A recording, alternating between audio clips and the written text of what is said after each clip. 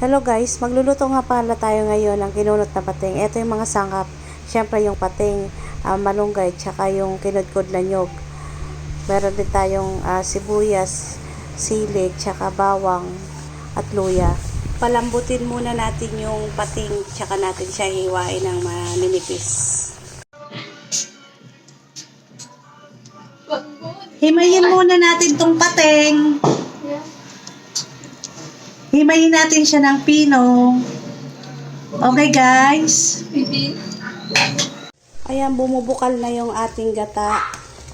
Ilagay na natin yung luya, sibuyas at bawang. Isunod na rin natin yung pating. Lagyan din natin siya ng paminta.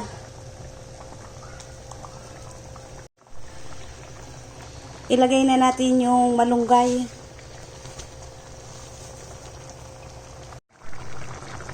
Ilagay na natin tong sili, final touch para mas lalong sumarap.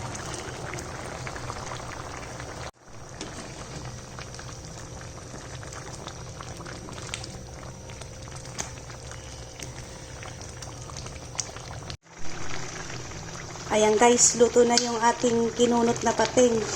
Siguradong mapaparami na naman tayo ng kain ito. Bye-bye!